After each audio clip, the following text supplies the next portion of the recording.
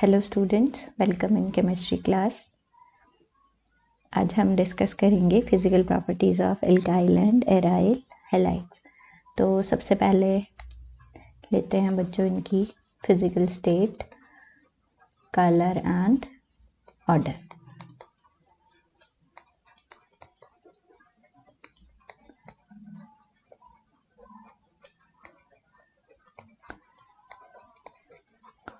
Order या इसको हम स्मेल को जनरली हम ऑर्डर बोल देते हैं। तो अगर हम फिजिकल स्टेट की बात करें तो जनरली एल्काइल हैलाइड हमें गैसियस स्टेट में, लिक्विड स्टेट में और सॉलिड स्टेट में मिलेंगे। ठीक है, अब आपने क्या याद रखना है यहाँ पर कि जैसे जैसे कार्बन नंबर बढ़ेगा ना, फिजिकल स्टेट चेंज हो जाती है। जहाँ पर कार्बन नंबर कम होगा जनरली वो गैसियस स्टेट में होंगे एल्काइल हैलाइड्स, है ना। और कार्बन नंबर जैसे जैसे बढ़ेगा तो फिजिकल स्टेट लिक्विड और फिर सॉलिड में चेंज हो जाएगी। ठीक है, तो आपने क्या याद रखना है, with increase in carbon number physical state changes. ठीक है, physical state changes from gaseous state to liquid and then to solid. अब कैसे समझ सकते हैं आप, जैसे मान लो आपके पास मिथाइल क्लोराइड है या मिथाइल ब्रोमाइड है, ठीक है, या आपके पास इथाइल क्लोराइड है। ये जनरली हमें किस स्टेट में मिलेंगे, गैसियस स्टेट में मिलेंगे। ठीक है ना। लेकिन जैसे जैसे कार्बन नंबर 4, 5, 6 इस तरह से होता जाएगा तो लिक्विड स्टेट में आ जाएंगे एल्काइल हैलाइड, और फिर अगर हमारे पास 7 या उससे ज़्यादा हो गया तो सॉलिड स्टेट में आ जाएंगे। ठीक है ना। तो इस तरह से आप कह सकते हो कि जैसे जैसे कार्बन नंबर बढ़ेगा फिजिकल स्टेट चेंज होती जाएगी। ठीक है ना। अगर हम एराइल हैलाइड्स की बात करें तो एराइल हैलाइड्स में तो बच्चों ऑलरेडी 6 कार्बन बेंजीन रिंग में है ही ना, तो वो गैसियस स्टेट में नहीं मिलते हमें। तो एराइल हैलाइड्स जनरली हमें या तो मिलेंगे लिक्विड स्टेट में, ठीक है, या मिलेंगे हमें सॉलिड स्टेट में। यहाँ पर भी जैसे जैसे कार्बन नंबर बढ़ेगा आपकी स्टेट जो है लिक्विड टू सॉलिड चेंज हो जाएगी। फिर अगर बात करते हैं बच्चों इनके कलर की, तो जनरली ये ना कलरलेस होते हैं। Alkyl aryl halide both are colourless, कोई कलर नहीं होता इनका। लेकिन जैसे हमारे पास एल्काइल ब्रोमाइड्स हैं या आयोडाइड्स हैं, ठीक है, ब्रोमाइड्स हैं या आयोडाइड्स हैं, when they are exposed to light तो क्या होता है, दे डेवलप कलर आ जाता है इनके अंदर। जैसे ब्रोमाइड्स ब्राउन कलर के हो जाएंगे या आयोडाइड्स जो है वॉयलेट कलर के हो जाएंगे। तो ये डेवलप करते हैं कलर, लेकिन व्हेन एक्सपोज टू लाइट।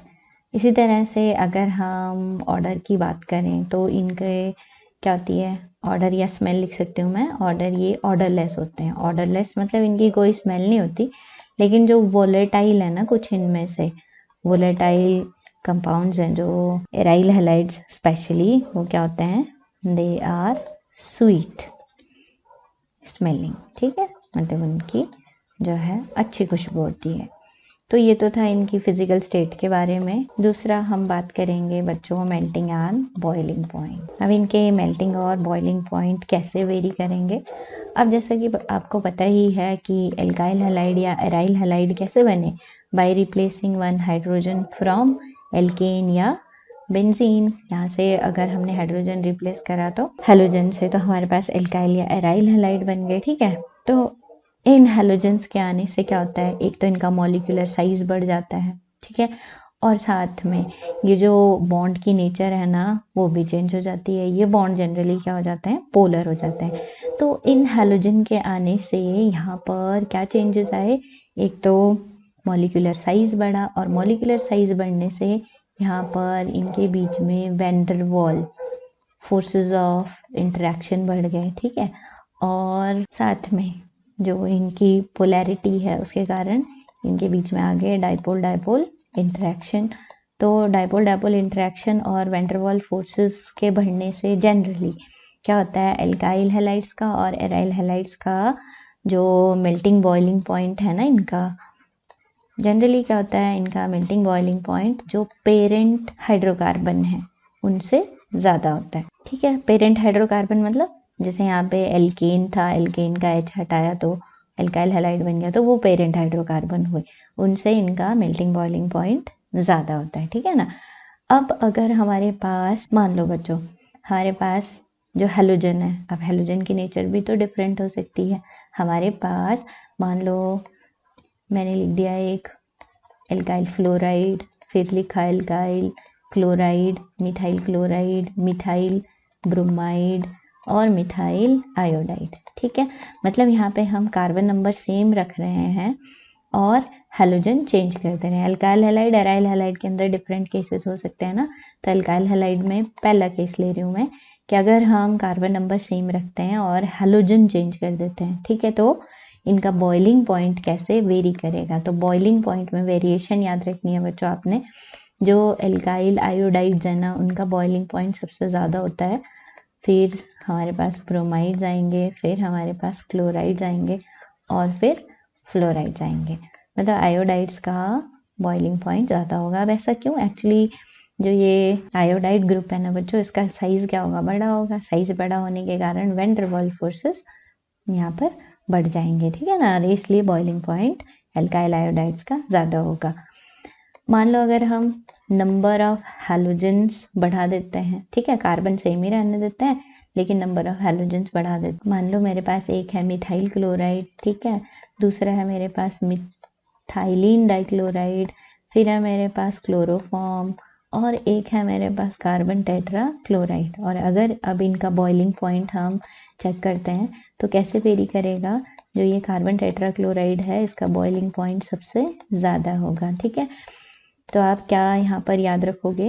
आपने याद रखना है कि with increase in number of halogens boiling point increases, ठीक है, boiling point increases with increase in number of halogens. जैसे जैसे आप हैलोजेंस बढ़ाओगे बॉइलिंग पॉइंट इंक्रीज होगा, ठीक है। फिर और केस हो सकता है बच्चों कि अगर हमारे पास कार्बन चेन बढ़ रही है, नंबर ऑफ कार्बन बढ़ रहे हैं, फिर क्या होगा, है ना। मान लो जैसे ये है मेरे पास methyl chloride, suppose halogen same रखते हैं और कार्बन नंबर हम जो है वो बढ़ा देते हैं। सपोज मैंने लिख दिया यहाँ पर ब्यूटाइल क्लोराइड तक लिख दिया मैंने, 4 कार्बन तक लिख दिया। यहाँ पर ये मिथाइल, फिर ethyl, propyl and butyl chloride ये लिख दिए। अब अगर इनका बॉइलिंग पॉइंट देखें हम, तो आपने क्या याद रखना है कि with increase in carbon number boiling point increases, मतलब इसका बॉइलिंग पॉइंट सबसे कम होगा, फिर इसका, और बॉइलिंग पॉइंट इसका सबसे ज़्यादा होगा। और क्यों ज़्यादा होगा? क्योंकि आप देख रहे हो यहाँ पर ये चेन बढ़ गई है तो सरफेस एरिया बढ़ गया। सरफेस एरिया बढ़ने से van der Waals forces of interaction, size बढ़ा, ब्रदर साइज बढ़ने से van der Waals forces of interaction के बीच में इंक्रीज हो गया, इसलिए बॉइलिंग पॉइंट यहाँ पर बढ़ गया है, ठीक है। तो ये थी बॉइलिंग पॉइंट वेरिएशन की, अगर हेलोजन सेम है और कार्बन नंबर चेंज हो रहे हैं। अब ये जो कार्बन चेन है ना बच्चों, ये क्या हो सकती है? ये स्ट्रेट भी हो सकती है और ब्रांच्ड भी हो सकती है, ठीक है ना। फॉर एग्जांपल मान लो मेरे पास एक नॉर्मल ब्यूटाइल क्लोराइड लिखती हूँ मैं, ठीक है, फिर लिखती हूँ मैं आइसो ब्यूटाइल क्लोराइड और सेकेंडरी ब्यूटाइल क्लोराइड, ऐसे भी लिख सकते हैं हम, ठीक है ना। और लिख सकती हूँ मैं टर्शरी ब्यूटाइल क्लोराइड, ठीक है। यहाँ पर हमने कार्बन चेन को क्या कर दिया? ब्रांच कर दिया। आप देख रहे हो यहाँ पर स्ट्रेट थी, ब्रांच हो गई और ब्रांच हो गई। तो इनका बॉइलिंग पॉइंट कैसे वेरी करेगा? तो आपने एक चीज याद रखनी है बच्चों की boiling point decreases with branching. Boiling point branching के साथ डिक्रीज होता जाता है, ठीक है ना। इसका मतलब क्या हो गया कि जब आपके पास स्ट्रेट चेन थी तो सरफेस एरिया ज़्यादा था, सरफेस एरिया ज़्यादा था तो van der Waals forces of interaction ज़्यादा थे, है ना। तो बॉइलिंग पॉइंट जो नॉर्मल एल्काइल हैलाइड होंगे ना उनका ज़्यादा होगा और कम होता जाएगा विद ब्रांचिंग। तो मैं ये कह सकती हूँ कि यहाँ पे नॉर्मल ब्यूटाइल क्लोराइड का बॉइलिंग पॉइंट सबसे ज़्यादा होगा, फिर आइसो ब्यूटाइल, फिर सेकेंडरी ब्यूटाइल, और सेकेंडरी ब्यूटाइल का ज़्यादा होगा देन टर्शरी ब्यूटाइल, ठीक है। तो ब्रांचिंग के साथ साथ बॉइलिंग पॉइंट कम होता जाएगा। अब अगर हम लेते हैं एराइल हैलाइड्स में, तो जनरली जो एराइल हैलाइड्स होते हैं ना बच्चों, उनका boiling point alkyl halides with same number of carbon लगभग एक जैसा होता है, ठीक है। जैसे हमारे पास मान लो क्लोरोबेंजीन है, कार्बन वहाँ पे 6 है ना, तो नॉर्मल एल्काइल हैलाइड में 6 कार्बन वाला जो एल्काइल हैलाइड होगा उसमें उसका बॉइलिंग पॉइंट और क्लोरोबेंजीन का बॉइलिंग पॉइंट लगभग एक जैसा होगा। तो क्या याद रखना आपने alkyl halides and aryl halides have same boiling point which have comparable molecular masses, मतलब जिनके molecular mass लगभग बराबर है, ठीक है, तो उनका बॉइलिंग पॉइंट भी क्या होगा, सेम ही होगा, मॉलिक्यूलर मास। फिर एराइल हैलाइड्स के अंदर मान लो आपके पास आयोडोबेंजीन आ जाता है, तो इसका बॉइलिंग पॉइंट ज़्यादा होगा देन ब्रोमोबेंजीन, ठीक है, और ब्रोमोबेंजीन का ज़्यादा होगा देन क्लोरोबेंजीन, और इसका ज़्यादा होगा देन फ्लोरोबेंजीन। तो जैसे हम ऊपर पढ़ रहे थे ना बच्चों की, with increase in size of halogen boiling point increases, तो सेम यहाँ पर भी यही वेरिएशन है कि हैलोजन का साइज जितना बड़ा होगा बॉइलिंग पॉइंट उतना ही ज़्यादा होगा। अब मान लो हैलोजन तो सेम ही रहता है लेकिन कार्बन नंबर यहाँ पे बढ़ जाते हैं, तो बॉइलिंग पॉइंट क्या होगा, इंक्रीज हो जाएगा, ठीक है। आपने याद रखना है कि with same halogen boiling point increases with increase in size of aryl group, ठीक है। फिर मान लो आपके पास आते हैं डाई सब्स्टिट्यूटेड एराइल हैलाइड्स या आइसोमेरिक एराइल हैलाइड्स, तो उनका जो है मेल्टिंग बॉइलिंग पॉइंट कैसे वेरी करेगा, तो ये आपने ध्यान से समझने बच्चों, अक्सर आपको एग्जाम में पूछे जाते हैं। मान लो हमारे पास है ऑर्थो डाइक्लोरोबेंजीन, फिर मान लो मेटा लिखती हूँ मैं, मेटा डाइक्लोरोबेंजीन, और फिर पैरा डाइक्लोरोबेंजीन। अब क्या होता है यहाँ पर, ये ऑर्थो है, ये Meta dichlorobenzene and this is para dichlorobenzene. अगर हम मेल्टिंग पॉइंट की बात करें बच्चों, ध्यान से समझना, अगर हम मेल्टिंग पॉइंट की बात करें, पैरा आइसोमर का मेल्टिंग पॉइंट सबसे ज़्यादा होता है, फॉलोड बाय मेटा, और ऑर्थो का जो मेल्टिंग पॉइंट है वो सबसे कम होता है। अगर हम बॉइलिंग पॉइंट की बात करें, ठीक है, तो बॉइलिंग पॉइंट जो है वो हमारे पास ऑर्थो आइसोमर का सबसे ज़्यादा होगा, followed by para and then meta isomer, ठीक है ना। अब यहाँ पर मेल्टिंग पॉइंट पैरा आइसोमर का सबसे ज़्यादा क्यों हुआ, एक्चुअली बच्चों ये जो पैरा आइसोमर है ना, आप देख रहे हो यहाँ पर सिमेट्रिकल अरेंजमेंट है हैलोजन ग्रुप की, तो यहाँ पर क्या हो जाती है, सिमेट्रिकल पैकिंग हो जाती है सॉलिड स्टेट में इन आइसोमर्स की, मतलब पैरा आइसोमर की क्या हो जाती है, सिमेट्रिकल पैकिंग हो जाती है। Due to symmetrical packing van der Waals forces of interaction बढ़ जाते हैं और इसलिए मेल्टिंग पॉइंट ज़्यादा हो जाता है। लेकिन अगर बॉइलिंग पॉइंट की हम बात करें, ऑर्थो आइसोमर है ना बच्चों, इसकी जो पोलैरिटी है वो मैक्सिमम होती है, डाइपोल मोमेंट इसका मैक्सिमम होता है, तो इस केस में डाइपोल डाइपोल इंटरेक्शन ज़्यादा होते हैं, ठीक है, और डाइपोल डाइपोल इंटरेक्शन ज़्यादा होने की वजह से इसका बॉइलिंग पॉइंट ज़्यादा होता है, ठीक है।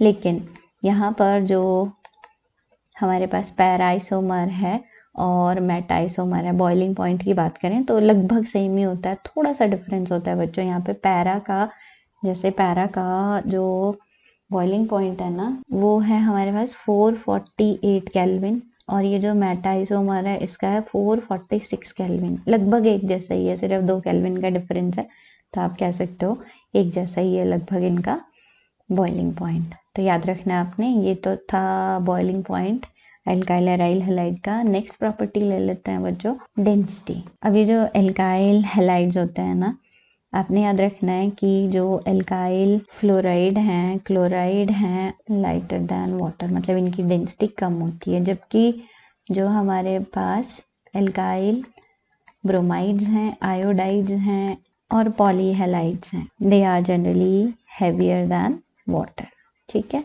मतलब इनकी डेंसिटी ज़्यादा होती है। और साथ में जो एराइल हैलाइड्स हैं, जो एराइल हैलाइड्स हैं ना बच्चों, दे आर हैवियर देन। फिर आ जाता है हमारे पास डेंसिटी के बाद डाइपोल मोमेंट, डाइपोल मोमेंट। तो अब डाइपोल मोमेंट क्या होगा इनका, तो एल्काइल एराइल हैलाइड्स पोलर होते हैं बच्चों, और आप देखना ज़रा, जो एल्काइल फ्लोराइड मान लो है मेरे पास, क्लोराइड है, ब्रोमाइड है और मान लो आयोडाइड है, तो यहाँ पर वैसे तो डाउन द ग्रुप इलेक्ट्रोनेगेटिविटी क्या होती है, डिक्रीज होती जाती है, तो पोलैरिटी, बॉन्ड पोलैरिटी भी क्या होती जाएगी, कम होती जाएगी, ठीक है ना। लेकिन आपने एक चीज़ याद रखनी है, जो पोलैरिटी है एल्काइल क्लोराइड की ज़्यादा होती है देन एल्काइल फ्लोराइड, ठीक है, फिर एल्काइल ब्रोमाइड और एल्काइल आयोडाइड की पोलैरिटी सबसे कम होती है। अब आप कहोगे यहाँ पे फ्लोरीन तो ज़्यादा इलेक्ट्रोनेगेटिव होता है, लेकिन इसका डायपोल मोमेंट इस जो एल्काइल क्लोराइड है उससे कम क्यों हो गया? एक्चुअली बच्चों डायपोल मोमेंट अगर आपको याद हो तो mu is equal to q into d करते हैं ना हम। हालांकि यहाँ पर जो चार्ज है ना वो फ्लोरीन ग्रुप का ज़्यादा है, लेकिन जो डिस्टेंस है वो कम है, या इसका साइज छोटा है, इसलिए ये मैग्नीट्यूड जो क्यू इंटू डी हो जाता है ना वो इसका कम आता है और इस ग्रुप का ज़्यादा आता है, इसलिए एल्काइल क्लोराइड का डायपोल मोमेंट ज़्यादा होता है देन एल्काइल फ्लोराइड। इसी तरह से बच्चों अगर हम कंपेयर करते हैं ना एराइल हैलाइड्स को, तो हमारे पास एराइल हैलाइड्स जो हैं दे आर लेस पोलर, ठीक है। Aryl halides are less polar than alkyl halide, polarity bond polarity इनकी कम होती है। और एराइल हैलाइड्स में अगर हम बात करते हैं ब्रोमोबेंजीन की, तो इसका डायपोल मोमेंट ज़्यादा होता है देन क्लोरोबेंजीन, और क्लोरोबेंजीन का ज़्यादा होता है देन फ्लोरोबेंजीन। यहाँ पर बच्चों डबल बॉन्डेड कार्बन आ जाता है ना, ये वाला कार्बन, और क्योंकि sp2 हाइब्रिडाइजेशन है उसके कारण जो पोलैरिटी है वो क्या हो जाती है, कम हो जाती है, ठीक है ना। और आयोडोबेंजीन ब्रोमोबेंजीन का डायपोल मोमेंट लगभग एक जैसा होता है 1.70 डेबी। और हाँ एक और चीज़ याद रखनी है आपने, जो हमारे पास आयोडोबेंजीन आ जाता है ना that has got higher dipole moment than methyl iodide, ठीक है, इससे ज़्यादा हो जाता है। तो ये कंपैरिजन आपने याद रखना, अक्सर आपसे पूछा जाता है।